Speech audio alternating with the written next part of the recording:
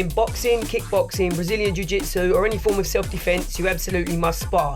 This is the #1 thing that's going to tell you if what you're learning is actually going to work, and it's going to give you the best insight into what happens in a real fight. You don't always need to spar hard. Light flow sparring is particularly valuable for beginners. So in this video, we'll be offering some simple tips and techniques that you can incorporate into your sparring rounds. I'm going to go first, and I'll be showing you how you can land a jab to the body after an easy setup from a left hook.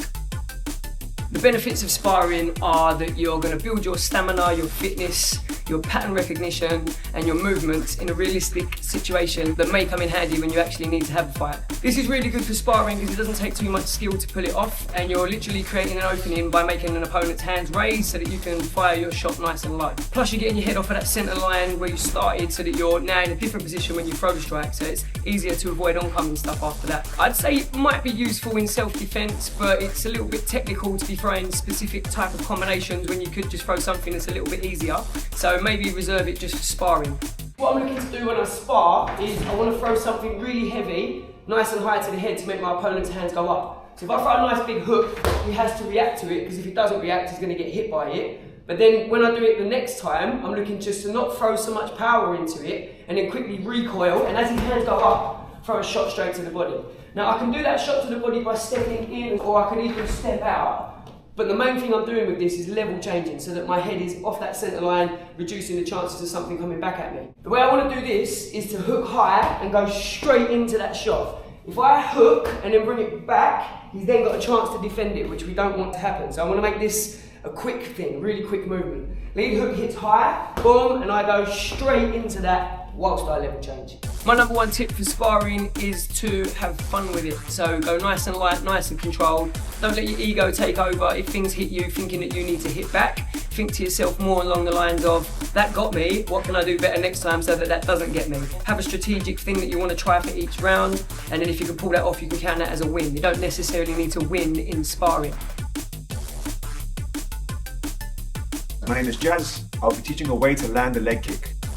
This works really well in sparring because you're limiting your partner's use of their kick defense, making it harder for them to block.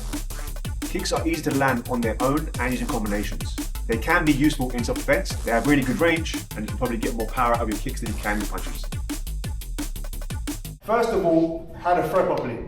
The lead leg is really important. So I try to open my foot, opening the gate. So if I'm standing in front of you guys here, I want to open this support foot so I've got enough angle for my hips to move, right? If my foot's straight, I haven't got enough angle to move my hips. So now I open my foot, and now my shin, my mid-shin and meet pulls muscly part of his leg. Generally, the defense for a low kick is a check, right? A check, or he might move backwards, one of the two, right? I want to make his leg really heavy. So what I'm going to do, very simple, I'm going to throw a left hook heavy on that lead side. That makes this leg super heavy. So now for the kick, it's harder to check. If I want that leg heavy, it's not a snapping hook. It's not like I'm trying to hurt that hook. I'm trying to push him over that lead side. So if I throw that lead hook, I want to throw it and then lean into him with that lead hook. You guys show from side one more time. So again, lead hook's thrown, legs heavy, throw kick. Simple. My tip for sparring will be to always look at the person's chest. Now, again, this is arguable. It's what works for me. You can see the peripheries really well if you're kind of focused on the center. That's pretty much what I do, and you can use your peripheral vision rather than focusing on your opponent's hands or legs. This is going to allow you to see more of what's going on and will help you react better without missing anything.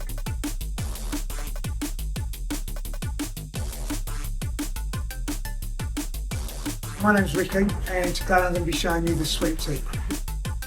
I find this really good for sparring because it just mixes it up. People never know where it's coming from. It's a good way of doing a normal kick and then adding an add-on at the end of it. I think sparring is really important. Teaches you range, teaches you movement, keeps your fitness up as well. Often if you just hit a bag or something, you'll slow down a little bit, but when you're sparring, you've got to stay alive, you've got to keep concentrating on breathing. It doesn't have to be heavy, but super important. When I'm sparring with someone, I want to see what they're doing is regarding how they block. So if we're going like that, when I throw a kick, oh good, so that's how he blocks. So I'll do that a couple of times, boom, now I've worked that out, and then when I go for it, I'll pull it last second and then front kick them.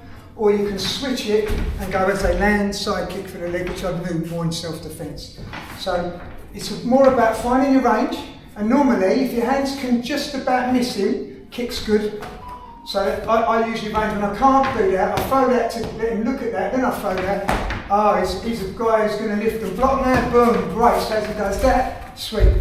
You've got to make him believe it, so take it all the way in and then pull it back and then front kick. And this is good. When you do this slowly, this is better for your balance as well. So anyone can do that quick, yeah? But if you've got to try and do that 10 times slowly, you're going to improve your balance on your balancing leg. Same thing again, I find my range, he blocks it, front kick him, or boom.